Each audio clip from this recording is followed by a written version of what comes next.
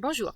Comme je l'ai annoncé dans mon article sur les nouvelles à chute, dans mon blog violemlesmots.blogforever.com, je vais vous lire une des nouvelles de ce recueil de nouvelles à chute.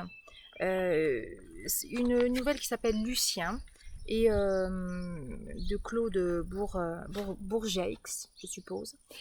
Et j'ai choisi celle-ci parce que, d'une part, elle est magnifique et d'autre part, elle est extrêmement courte, donc je vais vous la lire en entier. Lucien était douillettement recroquevillé sur lui-même. C'était sa position favorite. Il ne s'était jamais senti aussi détendu, heureux de vivre.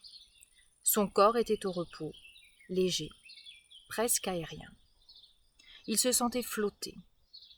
Pourtant, il n'avait absorbé aucune drogue pour accéder à cette sorte de béatitude.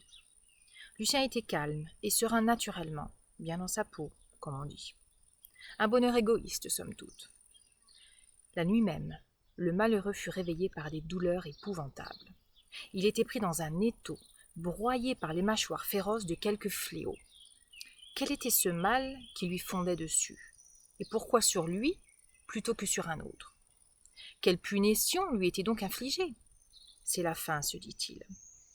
Il s'abandonna à la souffrance en fermant les yeux, incapable de résister à ce flot qui le submergeait, l'entraînant loin des rivages familiers.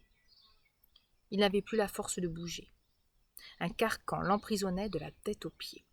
Il se sentait emporté vers un territoire inconnu qui l'effrayait déjà. Il crut entendre une musique abyssale. Sa résistance faiblissait. Le néant l'attirait. Un sentiment de solitude l'envahit. Il était seul dans son épreuve. Personne pour l'aider. Il devrait franchir le passage en solitaire. Pas moyen de faire autrement. C'est la fin, se répéta-t-il. La douleur finit par être si forte qu'il faillit perdre la raison.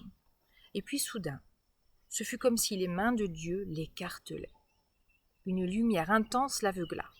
Ses poumons s'embrasèrent. Il poussa un cri. En le tirant par les pieds, la sage-femme s'exclama d'une voix tonitruante. « C'est un garçon !» Lucien était né.